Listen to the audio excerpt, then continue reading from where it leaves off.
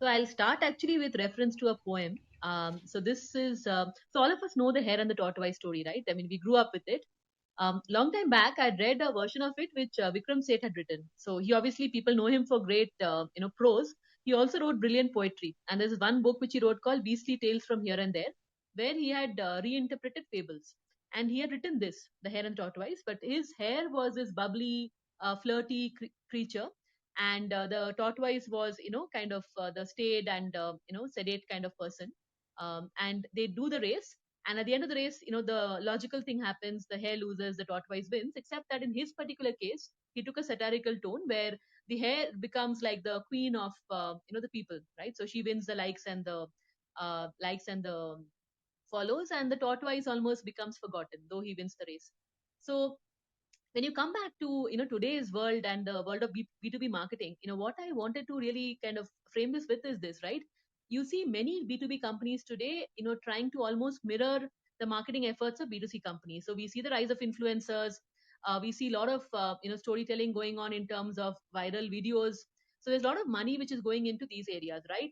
And the way I look at it, it's like a buzz impact matrix, right? So think about buzz on your x-axis and impact on your y-axis, and then it's like a 2 by 2, right? So what gives you high buzz but low impact? What gives you low buzz and low impact? What gives you low impact and high buzz, right? So the only buzz part is basically like what the hair did, right?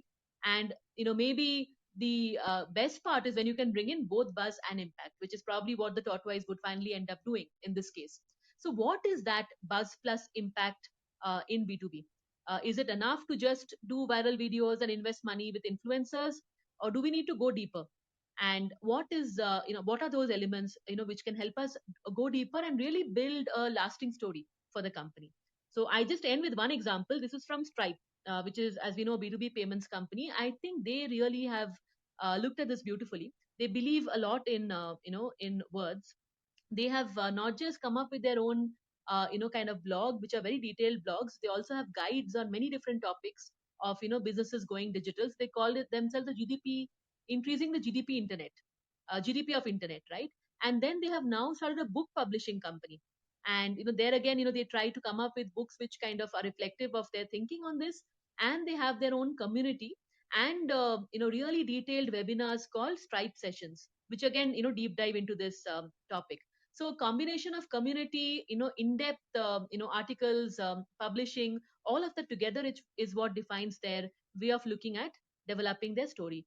So it would be great to know what your thoughts are, all of you, and examples of other companies which are doing this well, or maybe which need to do it more.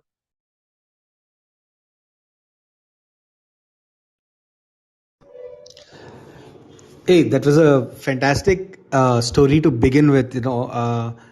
I had listened to the Vikram Seth sharing it on the YouTube a while back.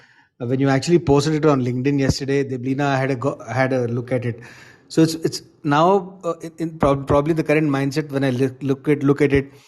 He makes it very graphic, isn't it? He says that the hair is all sweaty, and the press is saying, "Hey, you're all sweaty, you're glowing," and then the hair actually uh, goes and actually markets the whole thing like the ultimate loser, and then there is also the hair on the way, instead of actually running the race, goes to a mushroom field or something. So she actually the hair actually publishes a book. So he goes on to the extent of satire that the hair is the one who's winning all the accolades for being brave, the brave loser, and the poor tortoise who plodded on continuously right from the first moment is not seen. And it's a great analogy for B2B companies, isn't it? B2B as such has always been the less glamorous cousin of B2C.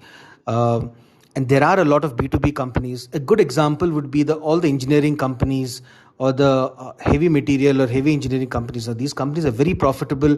They serve a lot of core needs, essential companies, but they've gone about their job in a very, very structured process. They've never probably had to fire people because they've always managed the budgets. Uh, and they didn't probably have to indulge in a lot of storytelling as such, because the need was very defined. I think the desperate storytelling comes about when they start copying, when a lot of new age companies want to show that rise in equity and the whole thing in a very inorganic fashion. I think we've been discussing about this in a couple of weeks, in the last couple of weeks as well. But I'll stop it here. I completely agree with you that uh, at the end of the day, stories wouldn't work long term. I think the Vikram Seth's graphic story of about the Hare winning and making it big will probably be one in a million, or maybe it can't get repeated. Okay, these days it probably gets repeated twice or thrice, but it can't go on. So yeah, the glamour is there, but I'm sure it's always headed for a long term fall if you don't really have the credibility and the product and the whole delivery, the value delivery backing it up, you're bound to fail. Which is why, I completely agree, which is why I thought of the buzz impact matrix. And I'll share this again on LinkedIn. So I came up with names for each of those quadrants. But the idea is really this, right? Just by creating buzz, um, it probably creates some short term noise, but it won't really help kind of create a lasting impact. And just by focusing on impact and not being able to, reach the audience also won't help, right? So it's that combination, the sweet spot of having, story led content. So interesting content, but also deep content. I think that's where B2B storytelling has, finds its best spot, right? Like, I'll give you a couple of examples. I used to work in Fidelity some time back, and I remember for an asset management journal, I read this very beautifully written piece called "Who Killed the Active Investment," something like that. So it was really written like Agatha Christie whodunit. It had all the cast of characters. It really explained it very well. So it followed the same pattern as a whodunit, except that it was really talking about something fairly technical, which was asset management, and within that also the active versus passive divide. At that time, we're just starting, the divide. So I think it's possible to bring in creativity and all the other elements of style we have spoken about in storytelling. But what we should not lose, I think, especially because some of these are long-term decisions companies are making when they are buying, when they're purchasing, is the depth is also important. Absolutely. In fact, it's a fascinating concept, the buzz impact matrix. And when you mentioned about it, my mind just immediately goes back to the original one of the pioneers of storytelling, Kurt Vonnegut. Right? Kurt Vonnegut was the original one who gave this matrix and two by two definitions of how stories work. He came up with this thing about the shape of stories, and it's a YouTube video. You should all look at it. I could post a link. Yeah, I've Uh, written on it. I'll share the link. yeah, yeah. So I mean, just for the just to illustrate it, he talks about why do stories work? Because stories work because it's the shape of stories. And so he's got an X Y axis, which is all about what he calls the good fortune, the fortune axis. Where on the top of the Y axis it's a good fortune, bottom of the Y axis it is a terrible fortune, misfortune. And on the X axis he's got the beginning at one end and the end, which is basically the timeline. And he says the best storyline which always works is somewhere at in the middle of the x-axis on the positive side. He says there is this guy who starts happy, his life is good, and suddenly he falls into the hole.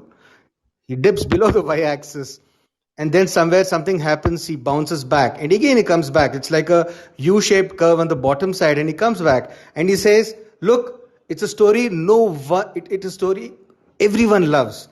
Everyone loves the story. It's called a man in a hole story, where we always love the whole thing about how a guy falls in. And the reason I bring it up with you in the context of B2B thing, and why the storytelling works, is because a lot of times uh, the whole fascination of something is about the journey, and the story we get attracted to the story only because we either like to see someone failing and bouncing back, or we either like to see where will this guy fall. So for the example, the other shape of Kurt Vonnegut's story is that this guy keeps rising to the top and suddenly one day he falls.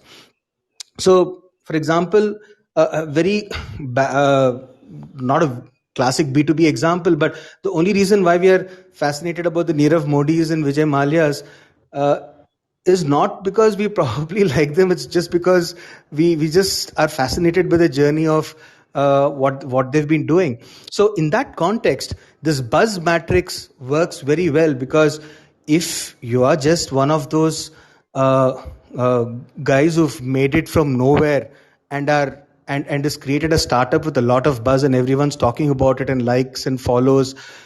Everyone's just watching it, and eventually when the fall happens, people are still watching it because they think you'll bounce back. That's the classic observation. At least that's a thought which came to me when you talked about it. So buzz without any business is just going to fail eventually. Yeah, I think the shape of stories also talks about a lot of other fundamental things, which Correct. goes beyond, goes beyond the structure of storytelling required for B2B. But some companies, I think, have got the mix correct. So they try to make it interesting, but they also go deep. Like for in India, for example, I quite like the way Zerodha has set up their varsity, and there is depth there. But they also have, for example, trading Q&A, where they answer queries from people who are active traders, right? So there's a community approach. So what I'm seeing is like a convergence around community, which is bringing people in who are engaged about questions, not just about the brand, but questions which that area can solve, plus deep authoritative content on that subject itself, and plus a layer of the buzz which comes from probably the style elements of storytelling, like some of the examples we talked about. So I think they do all these three things, and they do it consistently, is what I feel. But it would be great to hear from Anurag and anybody else, who is kind of experienced or seen the gap in this. So the good thing is that both the hare and the tortoise have a story, right? So, Yes, and people have told those stories in many different ways, right? And I'm sure there are goods and bads about both of those stories, right? But I mean, in general, persistence and patience is in low supply now, right? And we are also building Mentza. Previously, we built Final Mile. There was buzz around behavioral science, and then there was impact around the work we did, right? I, and I like that idea of the impact and the buzz matrix. And I wish the buzz story had enough impact and the impact story had enough buzz in it, right? correct, Because correct. otherwise it suffers, right? I mean, you can create the best impact and then nobody knows you because you Absolutely. don't know how to buzz it out, and then Yeah, it's you like a just toggle bar. exactly, right. I mean, it's not that the hare did not have persistence. Right? The he also had persistence, and the tortoise also had persistence, but there was a distraction and whatever else happened is folklore, right? But I'm a little curious to know why did you label this particular session as B2B? Is there a difference in how you think about hare and tortoise and impact and buzz for a B2B versus a B2C storytelling situation? Yeah, so I think that's something I've been thinking through, Anurag, that when it comes to B2C, most of the products, right? There are two types of products, right? Either you have products which are fairly low value, and people either buy them for convenience or people buy them for the emotional connect with the brand, right? So we can think of, for example, Swiggy, or we can think of brands like Pepsi, Cola, all the FMCG brands, all of them, right? Whereas on the other side, you have really luxury kind of products, maybe a Harley Davidson, or products like that, luxury handbags, etc., where you're buying it, for a very different reason, to belong to a cool club. So, and most of the B2C companies invest a lot in storytelling. So, there have been some of the early movers, even Uday talked about it in the beginning. There have been some of the early movers of storytelling where they have gone big on brand. So, brand is like a huge push for them. And, they invest in multiple ways to, promote and develop the brand. So, it could be, today now, many of them are doing influencers.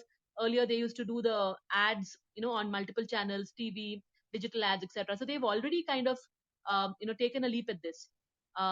And because the type of purchases are also like this, sometimes buzz could become more important in the B2C world.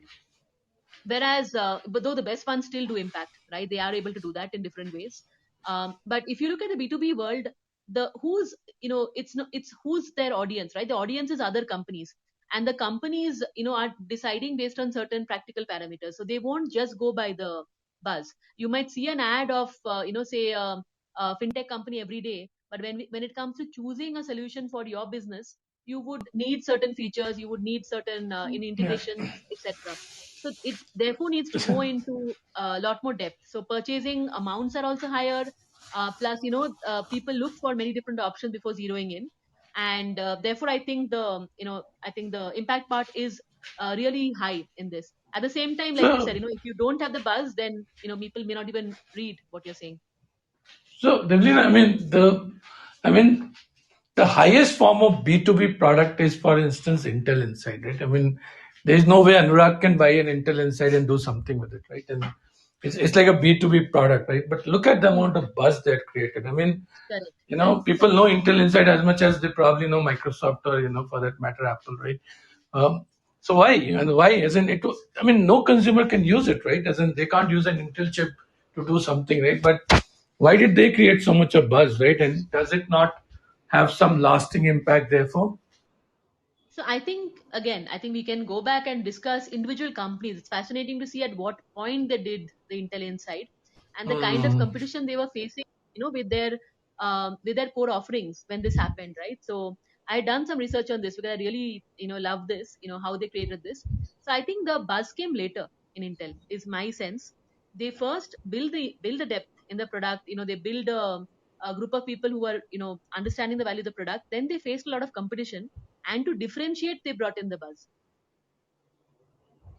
Agree. Yeah, that's exactly what Andy Grove talks about in his book. Uh, Intel Inside was just an afterthought. It was not something that was initially meant to be creating buzz. It was more for differentiation from the cheaper chips, which was a lot of competition at that point of time, and then later became one of the most memorable Successful. ways of Yeah. doing it. In fact, I was just seeing Anurag, just to add on to the B2B storytelling part, I just happened to see story on YouTube about the the fishermen who go in Iceland. Okay, so this is a nice super video. It's almost like a sci-fi thing. This is fisherman who goes for 7 days, rough seas for 7 days. These guys are trying to catch fish. They don't have sleep, and they show the boats tossing around. There's just one guy, and the difference is they just managed to get only 1 hour of sleep, and they're coming back with loads of fish. And this guy comes back to his shore, gets into his car, and he goes to his house. And finally, when he's about to sleep, the voiceover keeps saying, "I can't get sleep because 7 hours, 7 days of continuous no insomnia has actually made it impossible for me to sleep." And then slowly the camera pans out, and then after that, at the end, you realize it is Philips, and Philips, the Philips logo comes, and it says that more than 70% of the fishermen in Iceland suffer from sleep apnea, and Philips is working on specific solutions in the space of apnea, and that was a B2B ad. Okay, so a company like Philips, they told the whole story and connected it very subtly to something called sleep apnea, which is a completely B2B space. It happens a lot in healthcare devices, actually. Deblina, in fact, MRI machines and all that stuff.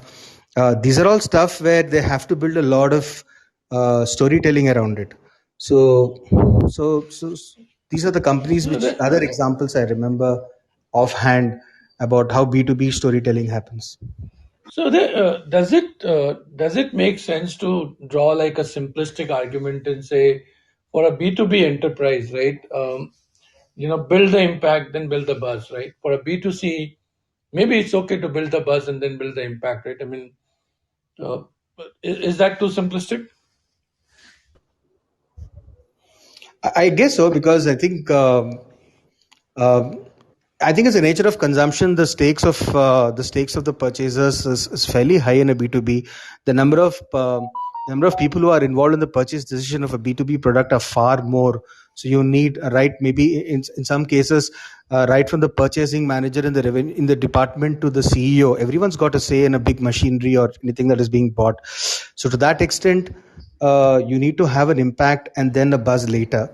It is more of voice, it's more of Rico. In the case of a chocolate or a washing powder, it is mass. So obviously the buzz is also equally important at the same time. I mean, Deblina would have similar views or anything to add on this. Yeah. So I think the way I look at it also is, see, all companies need impact, right? There's no getting away from it. I mean, the product and, the technical specifications of the product, and, the way the team behaves, or the values of the company, all that creates the impact over long term. And we have seen that, right? I think the danger which has also come in the last few years is that, there's been for very well-funded companies, there has been like after you take investment at a particular level, there is a mad scramble for growth, right? And at that point, I think there is a lot of effort put in on buzz, and that may work. It does work for certain types of companies, and it may not work for certain types of companies where the consumer decision making process has not changed, like Uday mentioned. I think that's the danger to be aware of, that each sector, every company can do both, ideally should be doing both buzz and impact. It's just at what point in time they do it, and are there consumers in a space to look for decisions made based on more buzz or more impact, and what are they finally getting out of it. One more fascinating thing, and we can probably pick this up later, but I was analyzing some data. Lot of companies, their digital ads, even after they pulled down, they had marginal shift in outcomes. So I think there are things which are still being written in the digital space that companies are trying to figure out, and definitely I think in more competitive spaces we see more of this happening.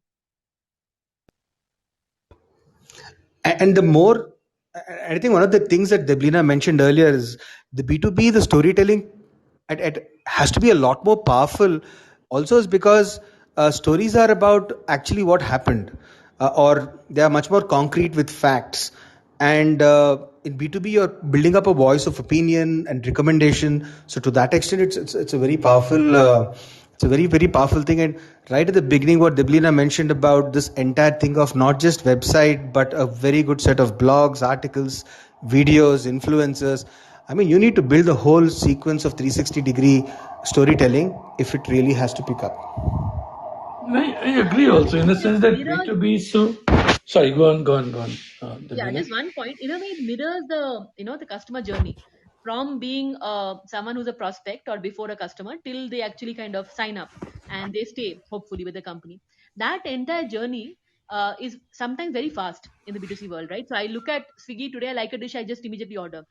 Yes, I've heard of Swiggy before, but imagine if I want to buy something for my business, which is worth lakhs of rupees, I would not decide so quickly. I would take more time. So I think that it has to therefore mirror all the steps a customer would Yeah. go through in its planning.